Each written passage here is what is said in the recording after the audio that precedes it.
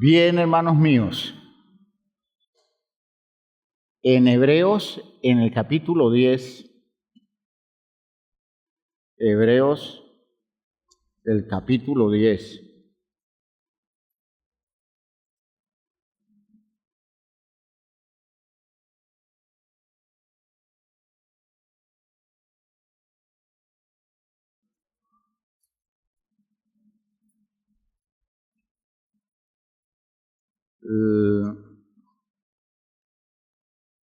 en el versículo 24,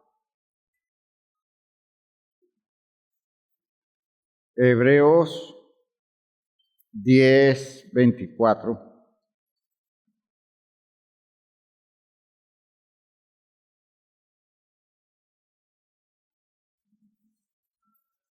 Capítulo 10, versículo 24. Dice: y considerémonos unos a otros para estimularnos al amor y a las buenas obras, no dejando de congregarnos como algunos tienen por costumbre, sino exhortándonos, y tanto más cuando veis que aquel día se acerca.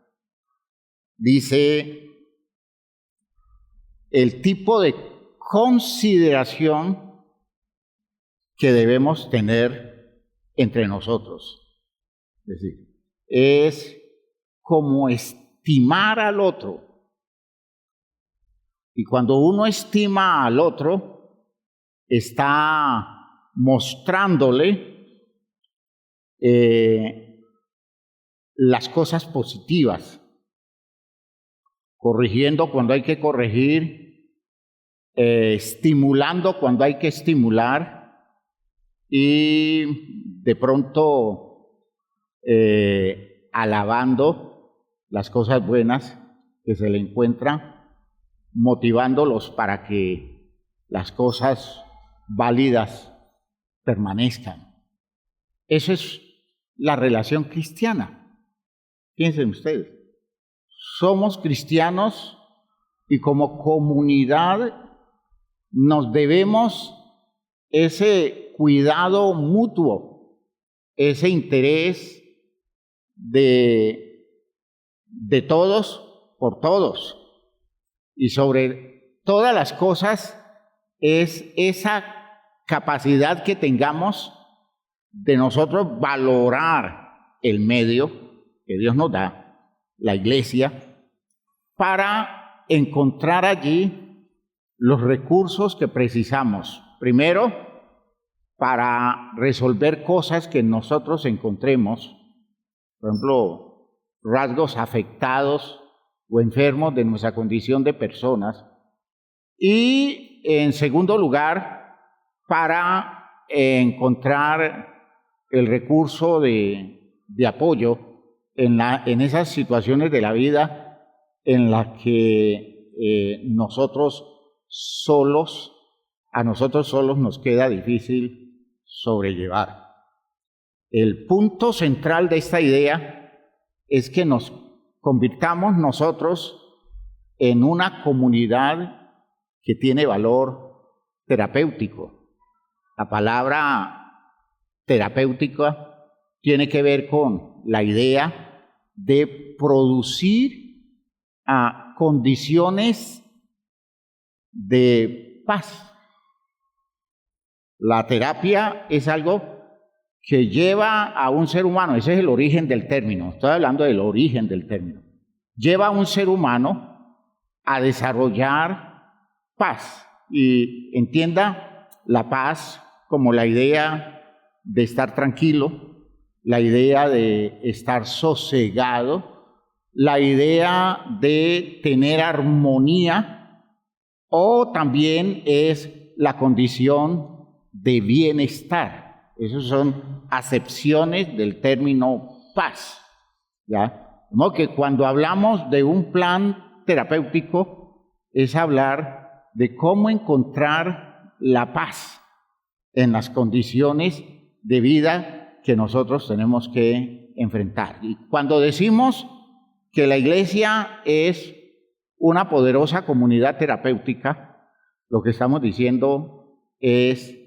que una persona que valora la iglesia la busca o se refugia en ella para aprovecharla al máximo, y lo más grande que nosotros alcanzamos dentro de la iglesia es toda la cantidad de recursos que da Dios para producir el bienestar y para producir la armonía interior que necesitamos, porque es de las cosas más complicadas que hay.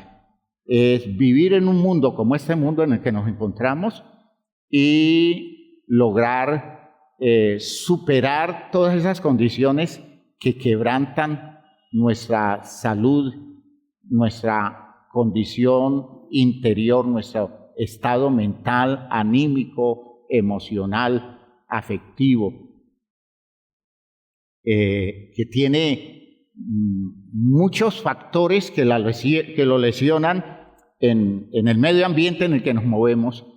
Y precisamente Dios ha hecho la iglesia para eso, para ir creando esas condiciones y que al final nosotros, en medio de la iglesia, podamos garantizar nuestra propia salvación.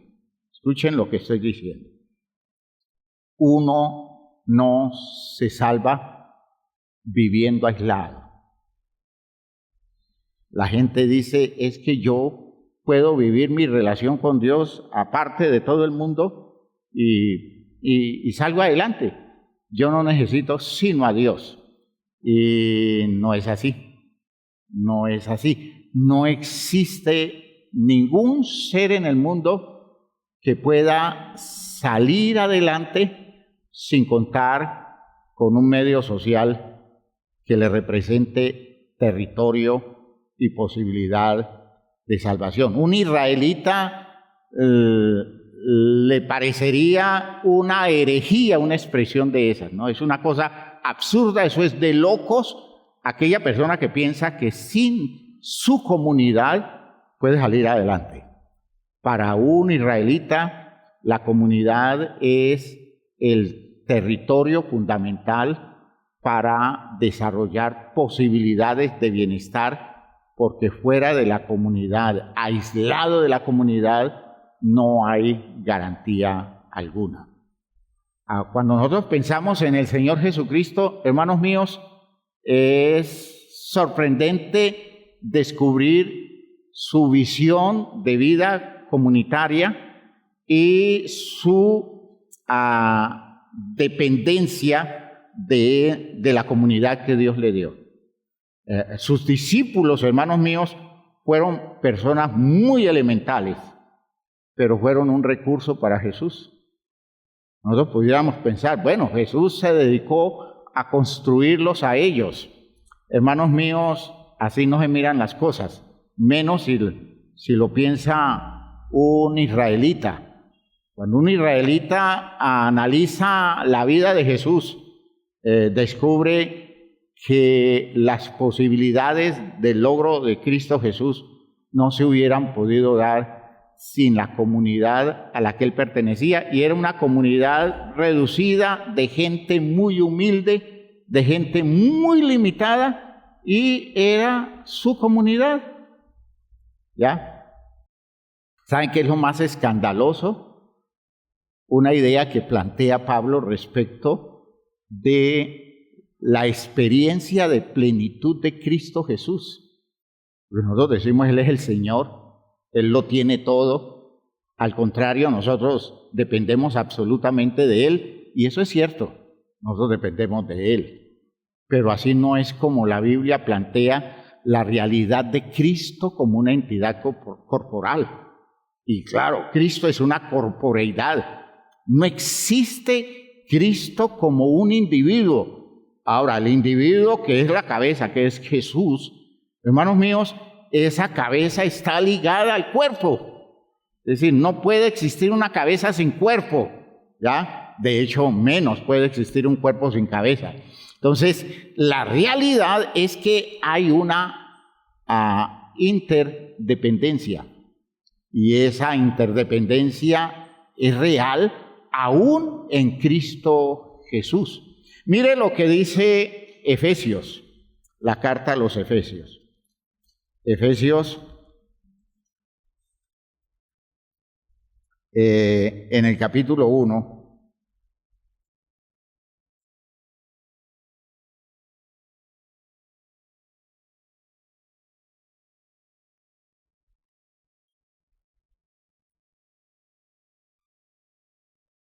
Efesios capítulo 1, versículo 15. Dice, por esta causa, también yo, habiendo oído de vuestra fe en el Señor Jesús y de vuestro amor para con todos los santos, noten el aspecto de vinculación comunitaria.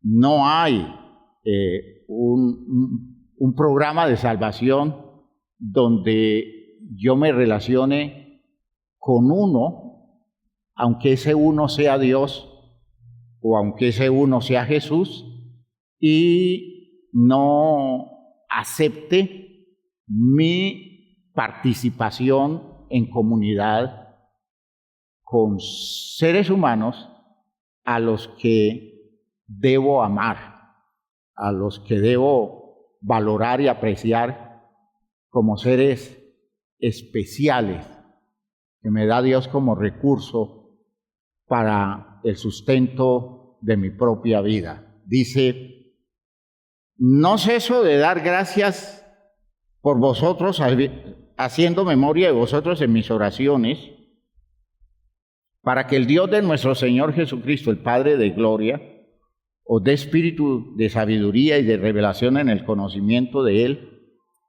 alumbrando los ojos de vuestro entendimiento, para que sepáis cuál es la esperanza a que Él os ha llamado y cuáles las riquezas de la gloria de su herencia en los santos, gloria de su herencia en los santos en la comunidad, y cuál la supereminente grandeza de su poder para con nosotros, los que creemos, según la operación del poder de su fuerza, la cual operó en Cristo, resucitándole de los muertos y sentándole a su diestra en los lugares celestiales, sobre todo principado y autoridad y poder y señorío y sobre todo nombre que se nombra no solo en este siglo, sino también en el venidero. ¿Se imaginan la gloria de Cristo? Jesús. ¿Ve? Eso es una cosa incomparable. Es colocado por encima de todo lo que existe, excepto Dios. Es lo que dice el texto de 1 Corintios, hablando de la resurrección de Jesús, que Dios le sometió a él todas las cosas, ¿ya? Le dio poder sobre todas las cosas.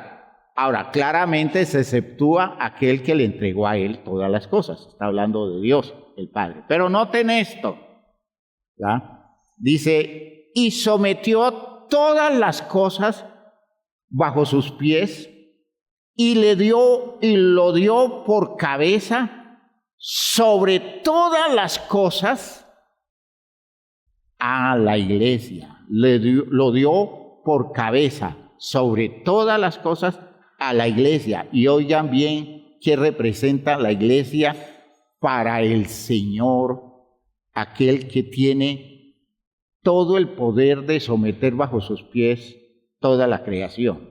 Dice, la cual, la iglesia, es su cuerpo, la plenitud de aquel que todo lo llena en todo.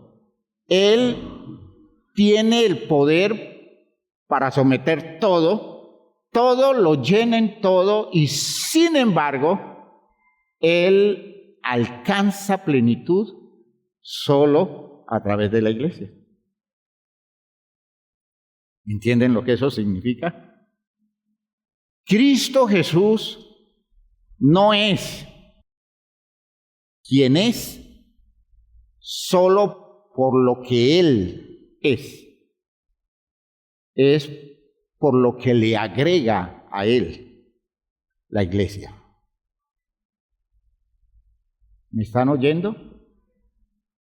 Sin comunidad, Jesús no es exactamente el Cristo que Dios ha propuesto. Él es Cristo en la medida en que Él se ve ligado a una comunidad. Esa es una visión de Jesús muy judía, no es occidental, no es propia de nuestra mentalidad occidental, porque a nivel de la mentalidad occidental nosotros hemos colocado a Jesús en una dimensión que nunca un judío la vería así, nunca. Un judío no se imagina a Dios haciéndose hombre. Eso un judío jamás se le ocurre una cosa de esas, que Dios se haga hombre. Pero un judío sí acepta que un hombre crezca hasta las condiciones gloriosas del llamamiento que Dios le hace al ser humano, pero nunca al ser humano como individuo, sino al ser humano como comunidad. ¿Sí? Siempre como comunidad, nunca como individuo. El reino de los cielos no es un derecho de individuos, es el derecho de una comunidad y una comunidad que se comporta como comunidad.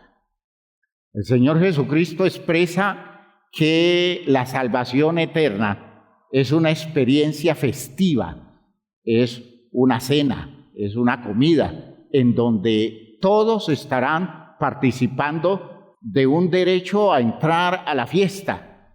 Lo grave es que a lo largo de la vida no desarrollemos esa visión de comunidad y entonces se nos deje por puertas, se nos diga a ese que no hizo la dignidad para estar en la fiesta, échenlo en las tinieblas de afuera. Es decir, no tiene derecho a ser comunidad, por tanto no tiene derecho al reino. Está condenado al aislamiento, a las tinieblas, donde no va a encontrar comunión con nada, con nadie, y allí será el lloro y el crujir de dientes, porque un ser humano solo es una tragedia. ¿Me están oyendo bien, hermanos míos? Fíjense que toda propuesta de Dios es comunitaria, aunque en la propuesta existan, es decir, la propuesta incluye el factor personal que recibe la bendición.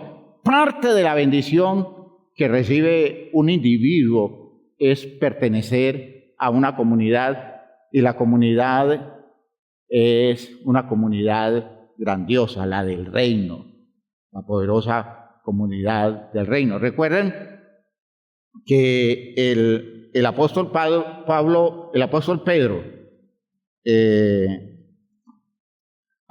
voy a leer otro texto aquí en Efesios así por accidente, ¿no? Cruzando la página encuentro este texto del capítulo 3, ¿ya?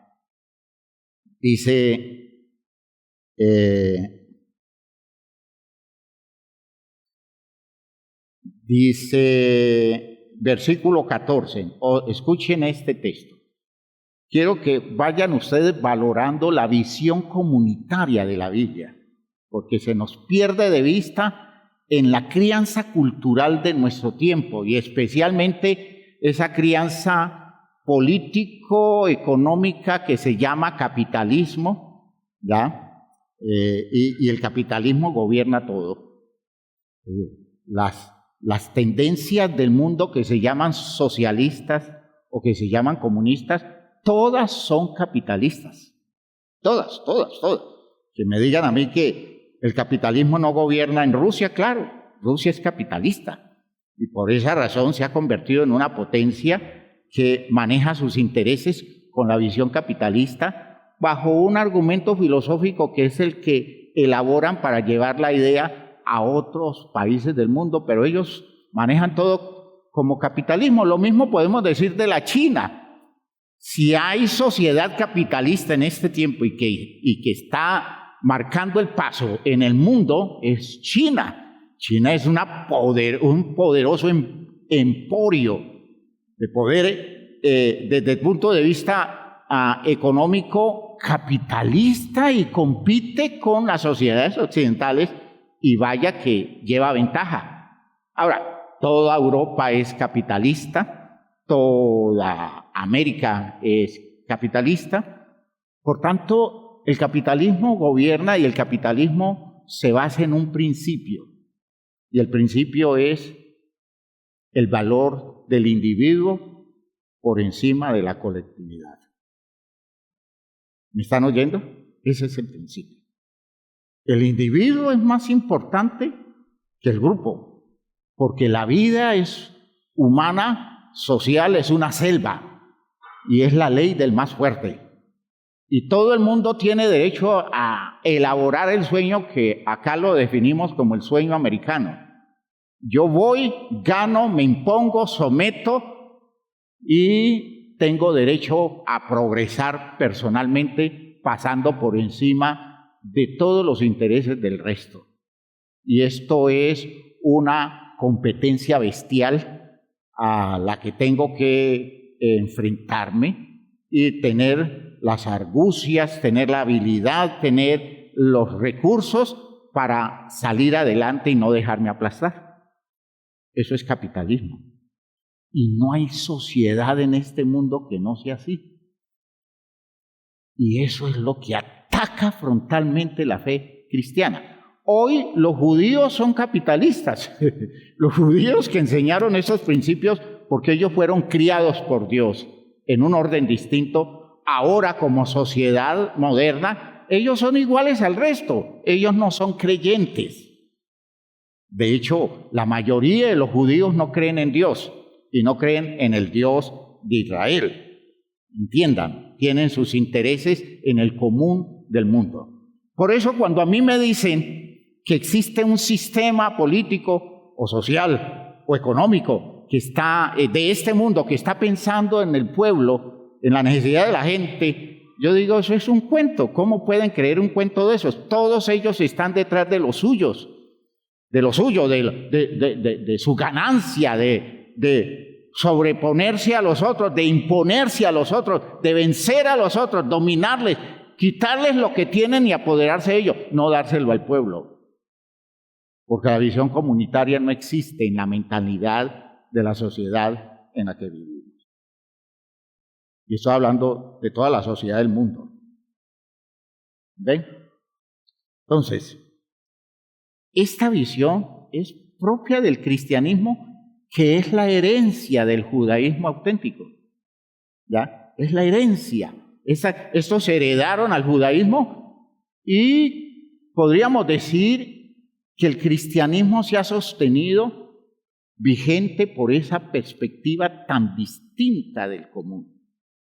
Porque en todo tiempo el auténtico cristianismo ha hecho contraste con la visión del mundo y el elemento central de la visión cristiana ha sido la comunidad. La comunidad. Nosotros la llamamos la congregación. La Biblia lo define la iglesia, la eclesía, y es la expresión, el prefijo ek significa salir, salir, lo que sale, ¿ya? Clesía es esa capacidad que tiene la iglesia de salir y hacerse comunidad habiendo salido. Eso es lo que dice el texto de 2 Corintios, retomando frases del Antiguo Testamento. Salid de ella, pueblo mío, y no toquéis lo inmundo, y yo os recibiré, y seréis para mí por pueblo, y yo seré para ustedes por Dios. Es una visión de comunidad. Y miren este texto. Digo un texto que encuentro allí en Efesios. Y dice, por esta causa, yo, Pablo, prisionero de Cristo Jesús, por vosotros los gentiles, si es que habéis oído de la administración de la gracia de Dios que me fue dada para con vosotros, que por revelación me fue declarado el misterio, como antes lo he escrito brevemente, leyendo lo cual podéis entender cuál sea mi conocimiento del misterio de Cristo. Misterio que en otras generaciones, bueno, les estoy leyendo un texto que no era el que iba a leer. Yo no sé por qué ustedes me distraen tanto. Los culpables son ustedes, no soy yo. El texto que iba a leer era a partir del versículo 14. El 14. Y ninguno me dijo, hermano Jorge, es el 14. No, nadie me dijo. ¿Ya? Versículo 14. Dice, por esta causa doblo mis rodillas ante el Padre de nuestro Señor Jesucristo, de quien toma nombre toda familia. Entiendan que el término familia aquí no se refiere a la idea de familia que nosotros tenemos. Es la idea de género o de especie. Todas las especies de la creación. Y se está refiriendo a las entidades jerárquicas que existen. Y por tanto se refiere a todos los órdenes celestiales que existen, a todos los entes naturales, ¿ya? Existen familias en la naturaleza, ¿ya? Y familia somos nosotros como especie humana, nosotros somos una familia, la familia de los seres humanos. A eso se está refiriendo esa palabra, ¿no? Que toma nombre toda familia en los cielos y en la tierra, es decir, tiene derecho de existencia todas las especies, todas las criaturas, para que os dé, conforme a las riquezas de su gloria, el ser fortalecidos con poder en el hombre interior por su espíritu, para que habite Cristo por la fe en vuestros corazones, a fin de que, arraigados y cimentados en amor, seáis plenamente capaces de comprender. ¿Con quiénes? Eso no es una cosa individual. Eso es un conocimiento comunitario. Es una experiencia comunitaria.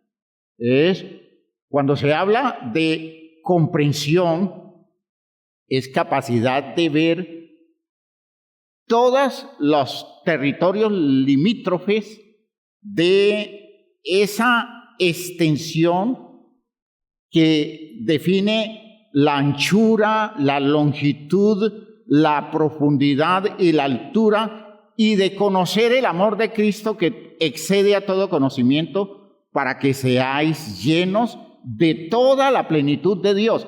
Esta plenitud de Dios no es un derecho del individuo. Ninguno de nosotros puede experimentar la plenitud de Dios. La plenitud de Dios es un aporte comunitario. Hay elementos de la grandeza de Dios que se van dando por cada uno de nosotros al resto. Y se necesita una visión comunitaria para entender que Dios puede ser comprendido plenamente a través del aporte de todos y nunca de la condición individual de cada quien. El que descarta a los otros ignora a Dios. El que descarta a los otros nunca va a conocer a Dios, porque ese conocimiento de Dios que usted puede alcanzar, lo alcanza siendo parte de una comunidad, aceptando esa comunidad, viviendo el régimen espiritual de esa comunidad y dejándose impactar por esa comunidad. La comunidad nos impacta. De hecho, la comunidad debe ser algo que veamos tan grande que nosotros todo el tiempo estemos tocados por la dignidad de la comunidad, no por dignidades individuales, sino la dignidad comunitaria del pueblo de Dios. No, que cuando eso sucede, Nadie puede llamarse grande. Grande es la comunidad en cabeza de Cristo. Nadie puede llamarse importante. Nadie puede afectar superioridad sobre los otros porque todos estamos ligados a algo que es más grande que nosotros.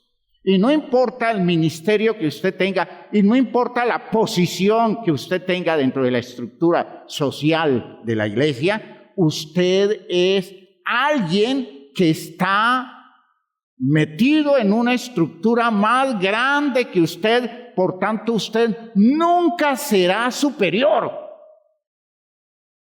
Y usted le debe a esa estructura todo el respeto, de modo que no importa lo que usted haga, puede ser usted el líder más representativo de la comunidad, usted no es nada sin esa comunidad. Por tanto, la comunidad debe pesar en usted más que su lugar personal. ¿Me están oyendo lo que estoy diciendo? Es así como funciona. Y fíjese que cuando miramos a Cristo Jesús, es así. Es llegar a comprender con todos los santos. Con todos los santos. Miren lo que dice la carta a los hebreos. Carta a los hebreos. De una forma como el creyente cristiano de la iglesia primitiva ve la experiencia de Jesús. Dice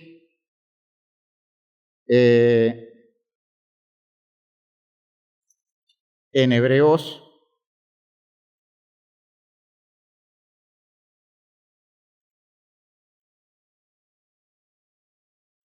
en el capítulo 2,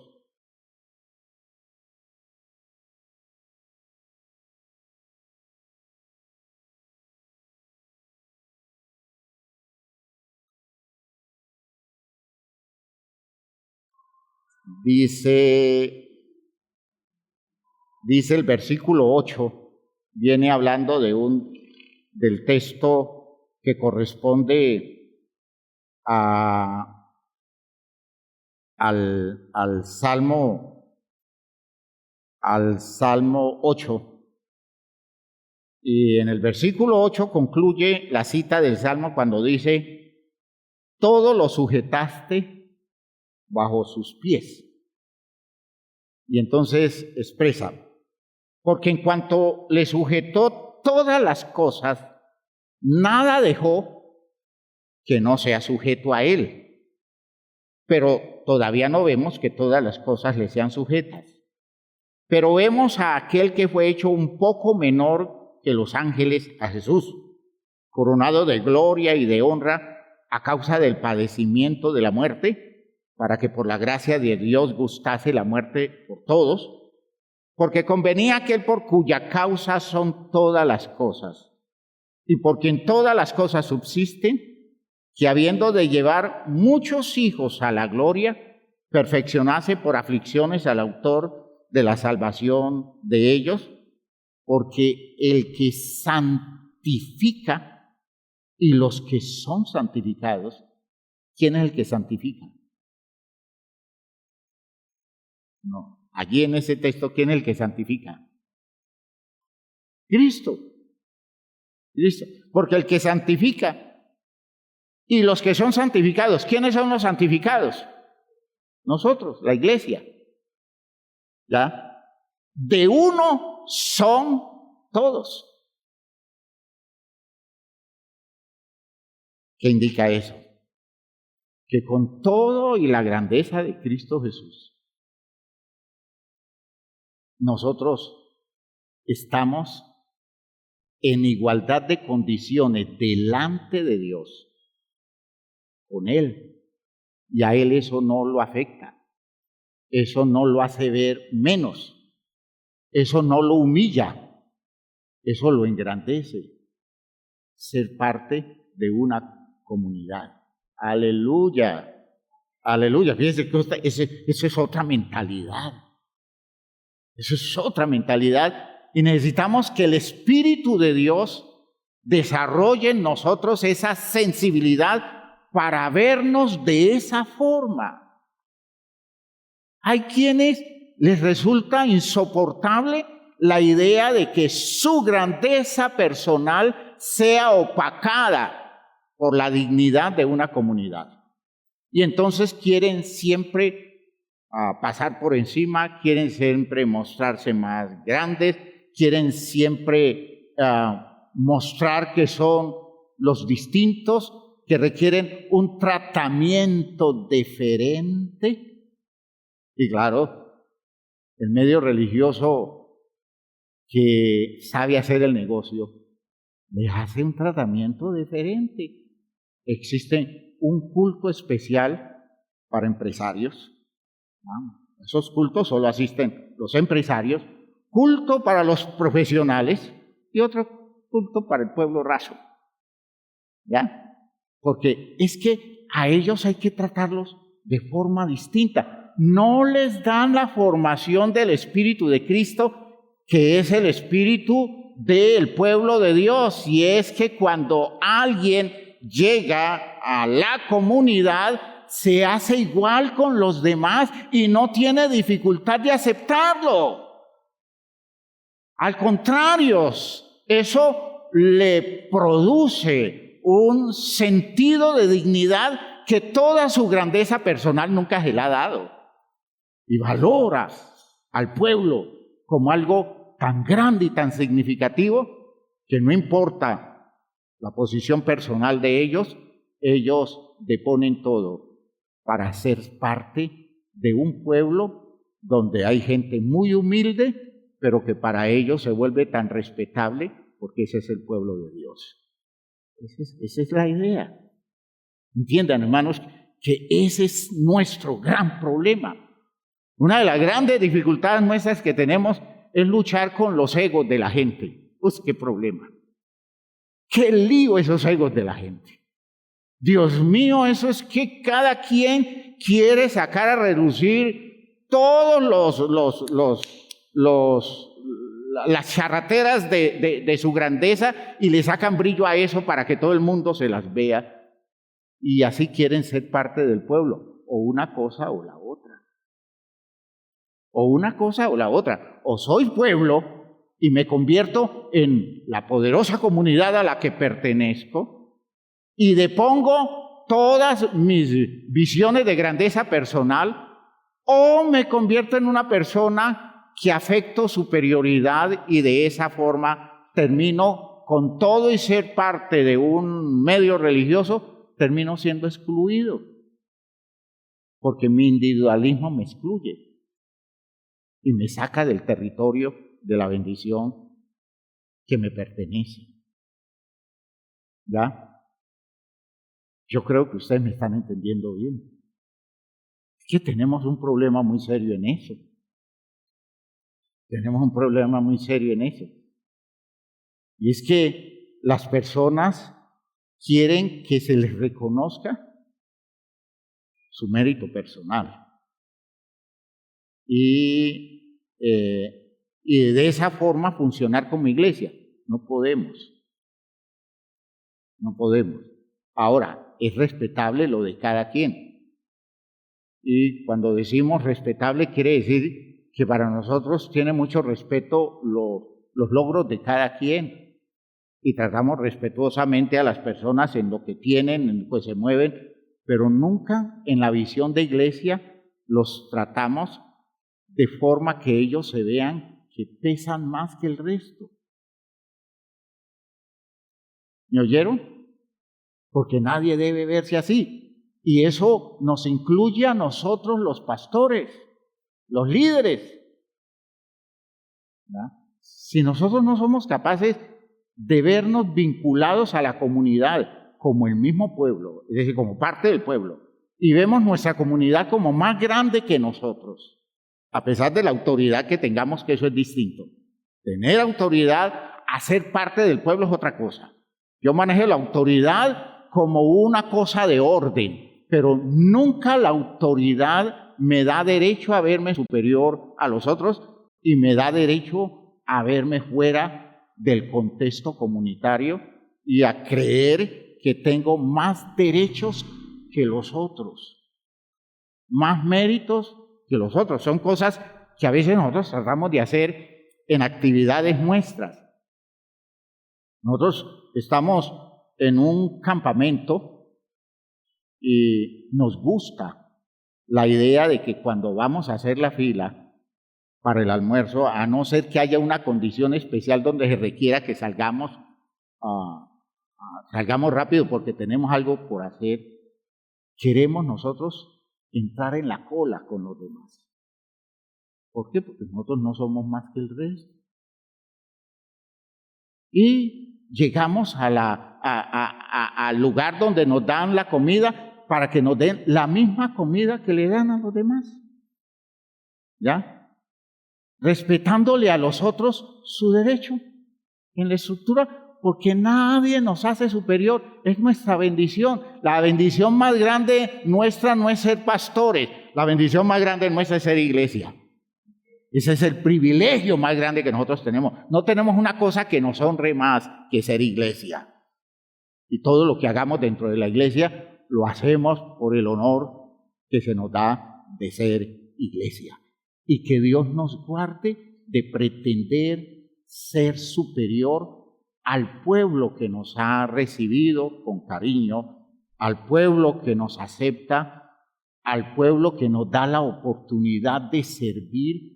Porque si a alguien estoy agradecido yo, es a la iglesia, porque la iglesia me da la oportunidad de que Dios me dé los recursos que yo puedo aportarles a ustedes.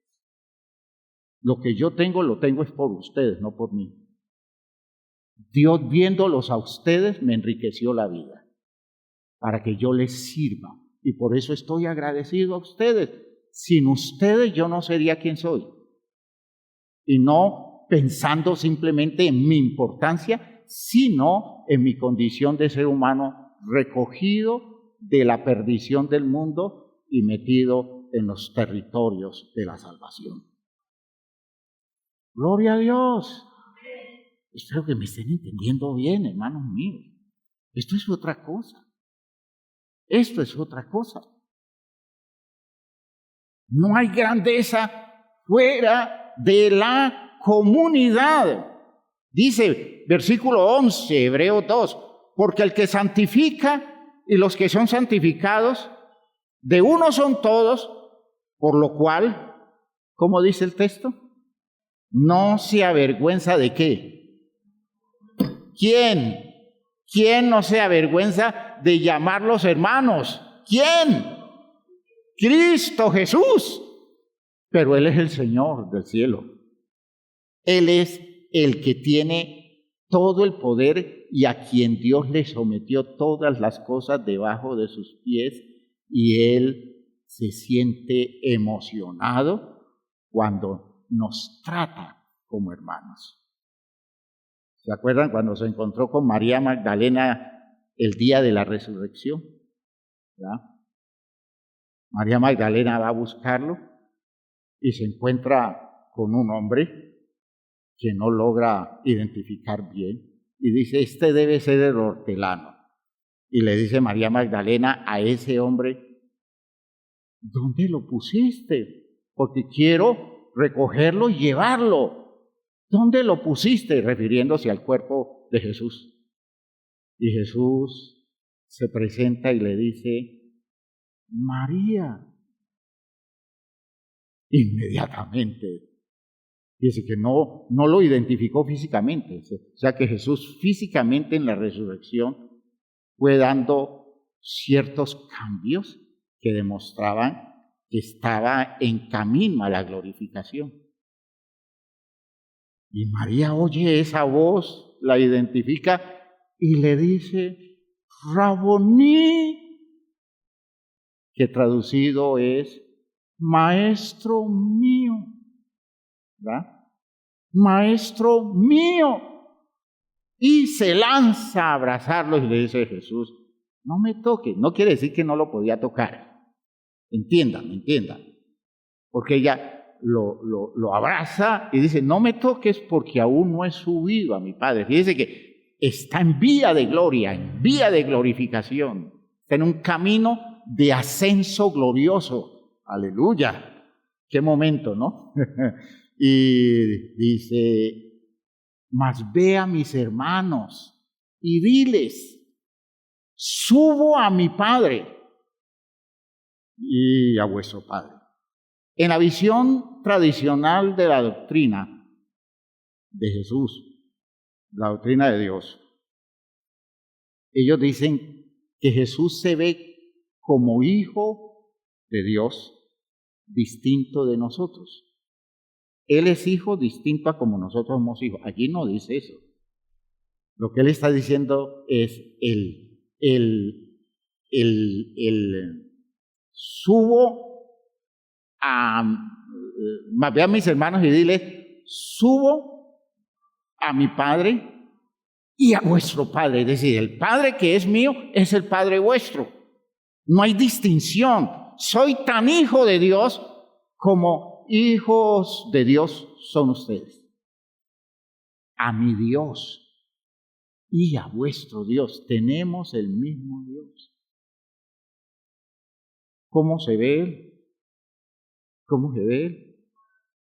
Como parte de una comunidad de creyentes. ¡Aleluya! Y está en vía de gloria, está caminando hacia la misma gloria de Dios, está rumbo a la diestra del Padre y se siente emocionado haciendo declaraciones de fraternidad porque considera que lo más grande que le ha acontecido en medio de todas las cosas maravillosas que está viviendo, lo más grande que le ha acontecido es pertenecer a un pueblo.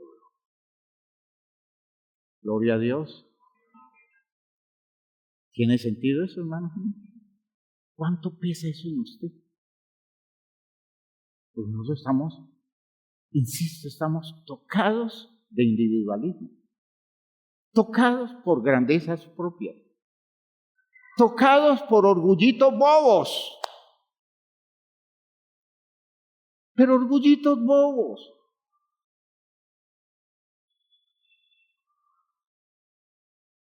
Es que si no nos dan un trato deferente, nos sentimos ofendidos porque merecemos mucho más.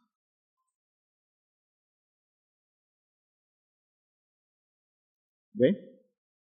Y entonces, con eso, tontamente, estamos decidiendo excluirnos de la comunidad. Estamos renunciando a la comunidad por asumir postura de derecho personal, de mérito personal. Es que yo me merezco este trato, entonces aquí no podemos dárselo, porque aquí lo vamos a ver como una magnífica persona y nos gusta que usted sea doctor y nos gusta que usted haya estudiado y se haya preparado y tenga tan digno cargo. Pero cuando usted llegue en medio nuestro, nos gusta más verlo como nuestro hermano. Porque es la única relación con la cual usted nos bendice y con la cual la iglesia lo quiere bendecir. A mí no me bendice usted por sus títulos. A mí me bendice usted cuando me ve su hermano y me honra con su trato fraterno y me considera como alguien que hace parte de su medio comunitario. Gloria a Dios. ¿Cuánto tenemos que trabajar, hermano? ¿Cuánto tenemos que trabajar?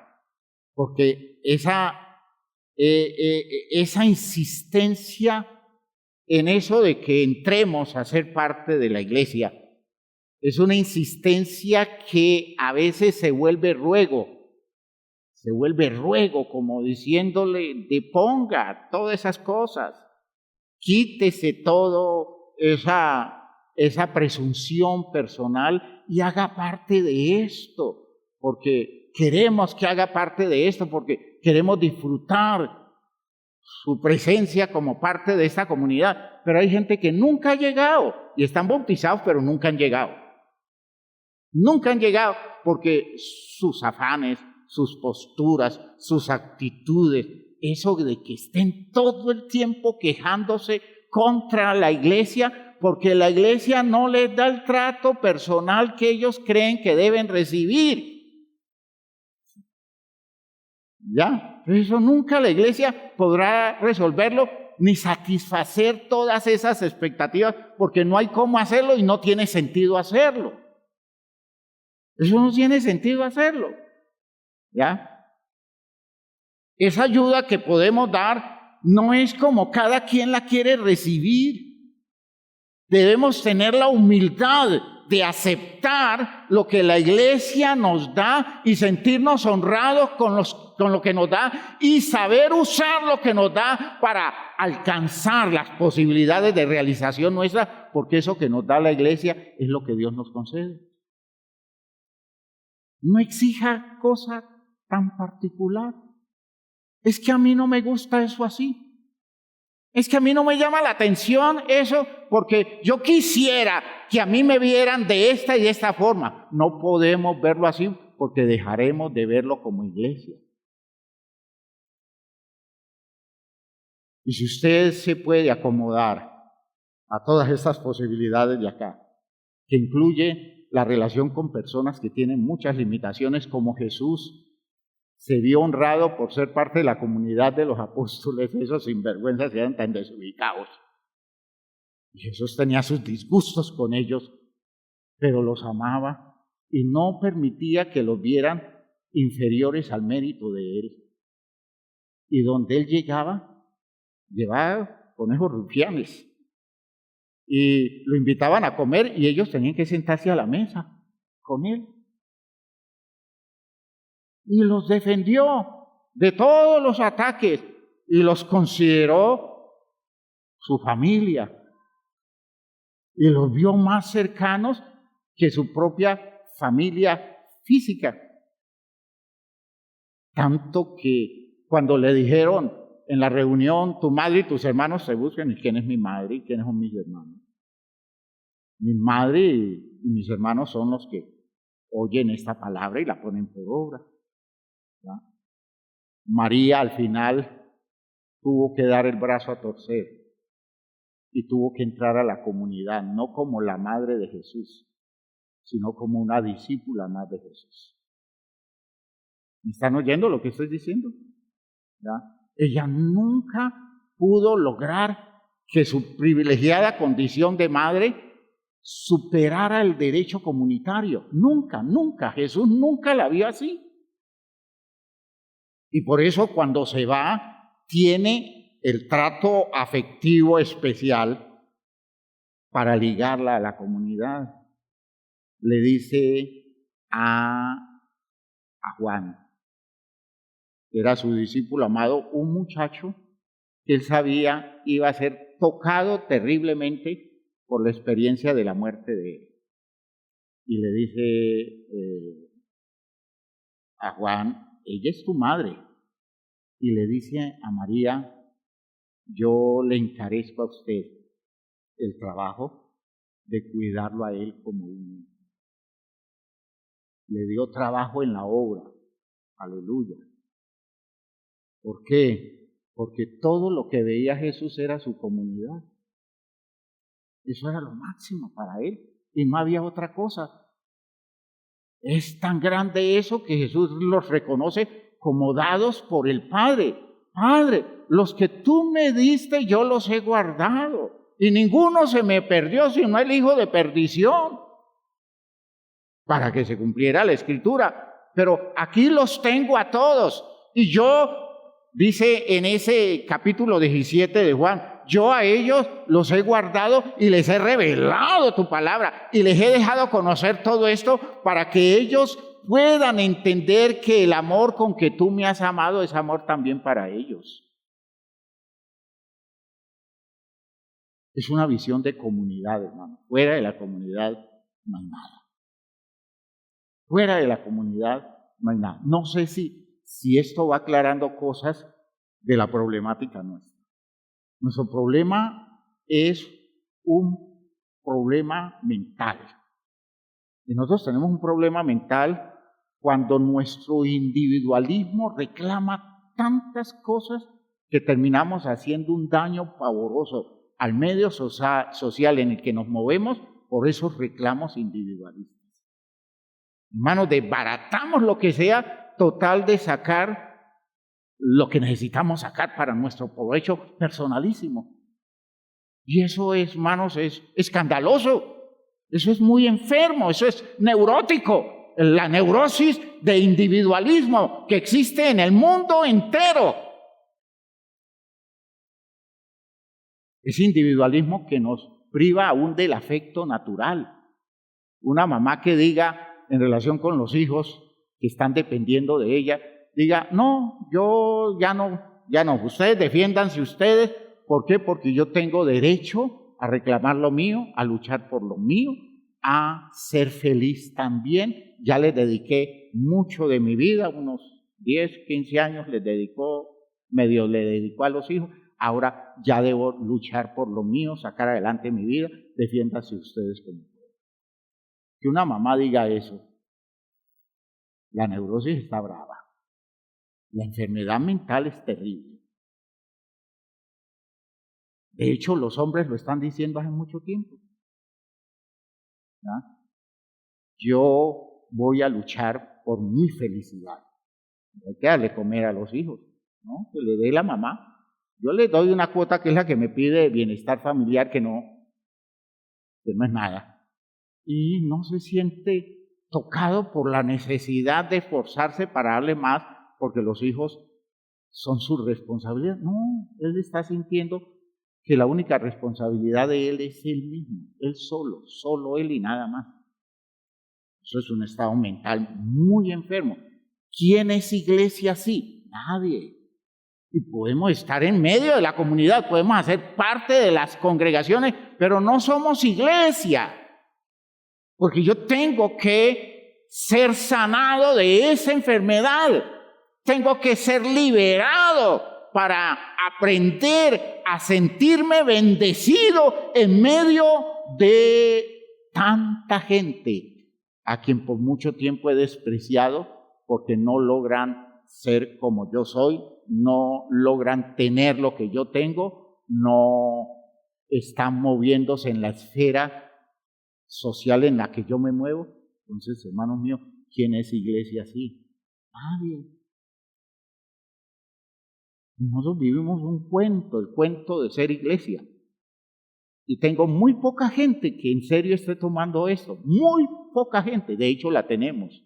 Y le doy las gracias a Dios. Pero un altísimo porcentaje de eso que nosotros llamamos iglesia no es iglesia. Aunque haga parte de esta comunidad bajo muchos aspectos, cada quien está detrás de lo suyo y no de un bienestar comunitario que termina aportándome la bendición que es la que yo necesito para el desarrollo de mi propio vida.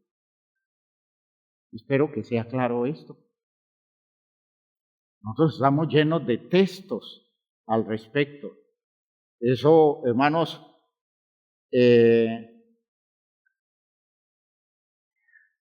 eso que leíamos en Hebreos 10, ¿se acuerdan? Cuando comenzamos la predicación. En una versión de la Biblia está esos dos versículos, Hebreos 10, 24 y 25, diciendo esto. Dice, seamos solidarios. O sea, es una sola palabra, ¿no? La palabra clave del cooperativismo. La solidaridad. Y hermanos, el cooperativismo no existe solidaridad. El cooperativismo, como se maneja, es una empresa que se sostiene apoyando la empresa de otros, pero que su validez está en que sea un negocio rentable como empresa. ¿Ya? Es decir, no existe la idea de la solidaridad como prioridad, porque al final es el negocio que están manejando algunos y uno lo ve. en la forma como se maneja. Cosas que debieron producir cosas muy buenas para los socios, los asociados de las cooperativas, no. Los asociados reciben beneficios marginales, los grandes beneficios los alcanzan los que de fondo están rentando de los recursos producidos por la empresa cooperativa, ¿verdad? Y no son muchos. Pero la palabra clave es esa, porque es real. Seamos solidarios. Esa es una frase que dice esa versión, una frase única. Dice, seamos solidarios. Y miren cómo continúa diciendo el versículo 24. Ayudemos a los demás a demostrar su amor y hacer el bien. Noten, no es nosotros hagamos con los demás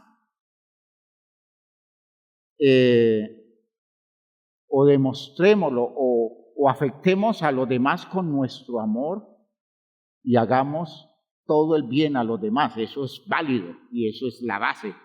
Pero lo que aquí está diciendo es, ayudemos a los demás a demostrar que ellos puedan experimentar eso de amar y hacer el bien con la ayuda nuestra. Y esa es nuestra solidaridad. Prestarnos para que los demás puedan desarrollar su amor y puedan construir todo el bien que les es posible, porque como comunidad nos volvemos un territorio amable.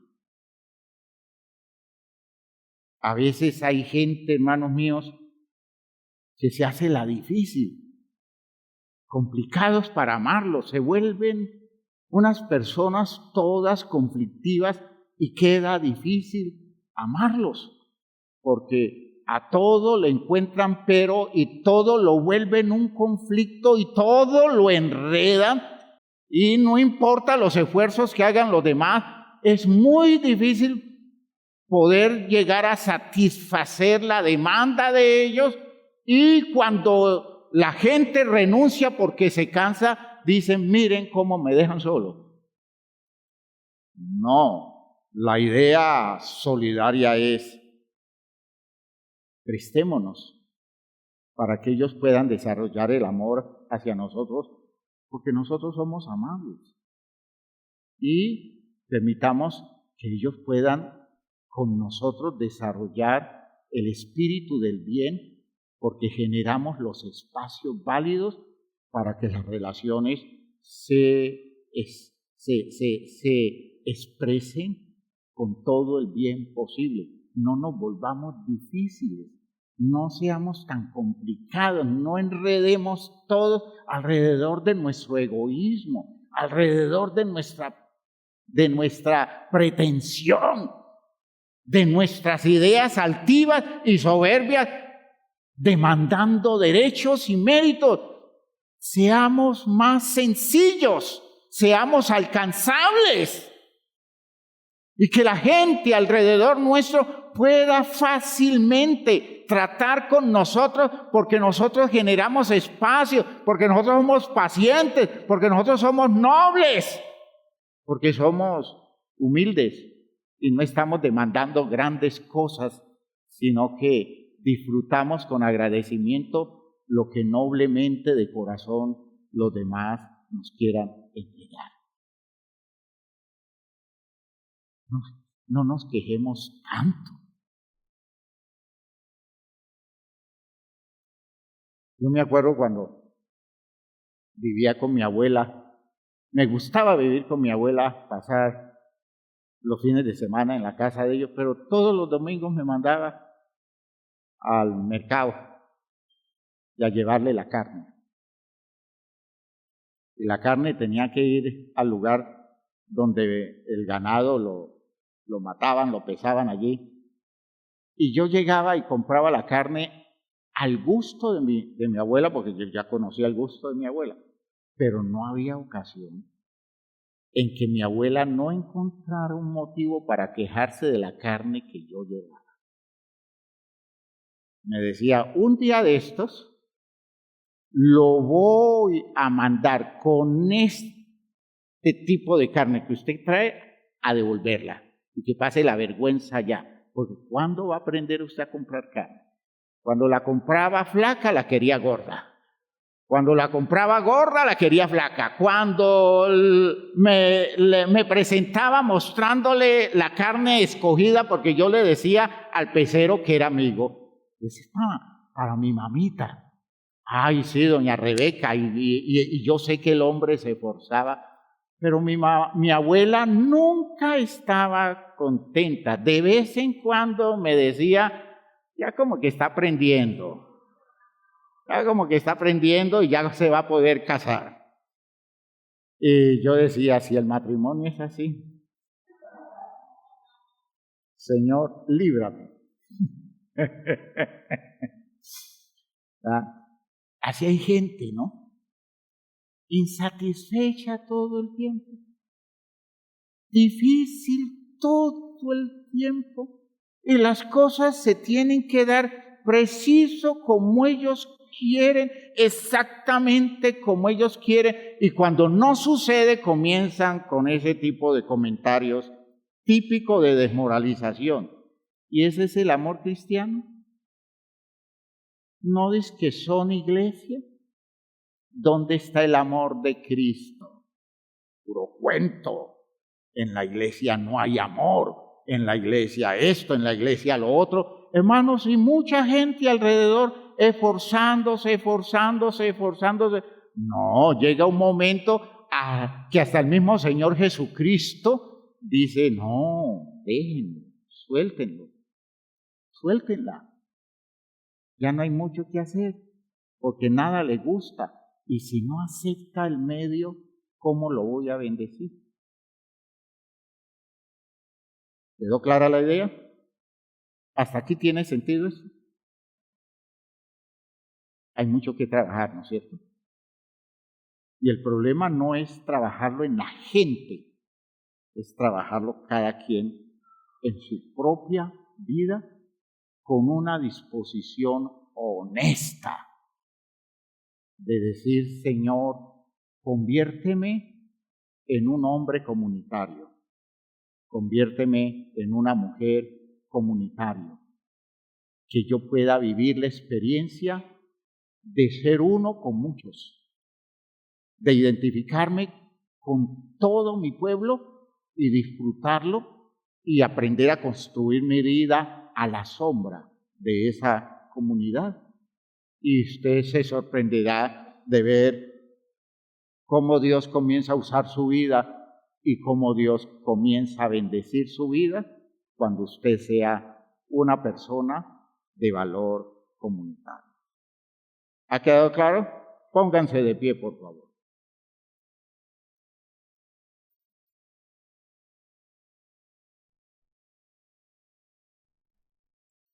Seamos solidarios, ayudemos a los demás a demostrar su amor y a hacer el bien. Algunos están faltando a las reuniones y eso no está bien. Reunámonos para animarnos unos a otros y con mayor razón ahora que vemos que se acerca el día. ¿Y cuál es el día que se acerca? El día de mi muerte o el día del Señor Jesús, que es lo mismo. Porque al final, cuando usted se muere, el próximo nivel consciente suyo es aquel momento en que Jesús regresa. Y si usted se muere hoy y Jesús regresa en 2000 años, cuando usted abra los ojos, es como si hubiera acostado la noche anterior y en un nuevo amanecer aparece para vivir un nuevo día. porque el tiempo no va a correr. ¿Me oyó? El tiempo no va a correr. Cuando usted se muera, no va a haber solución de continuidad con la historia de su vida, porque cuando abra los ojos no es más que una continuación de lo que quedó detenido. Y eso es significativo. Eso es significativo. Recuerden que cementerio es un término acuñado por el cristianismo, ¿no? Yo les decía que los cristianos llamaron al lugar donde se colocan los muertos cementerio, porque cementerio traduce dormitorio. Dormitorio, ¿no? Al cuarto de dormir de ustedes, colóquenle en título cementerio. Y que todo el mundo respete su lugar de descanso. Solo que a nadie se le vaya a ocurrir darle el descanso eterno allí, ¿no? Entonces, la idea es, nos dormimos para despertar, ¿ya? Nos dormimos para despertar. Y yo quiero que entiendan que lo que estamos desarrollando con la visión comunitaria es una experiencia de vida que nunca, aún desde la casa de la que vengamos, nunca la hemos experimentado así. Y que nos la estamos perdiendo porque estamos bloqueados en todos esos intereses individualistas que han venido impidiendo que el disfrute que produce el espíritu comunitario, el espíritu de Dios moviéndose en medio de una comunidad, nosotros lo tengamos como experiencia particular de cada uno de nosotros. ¿Sí? Que Dios nos ayude.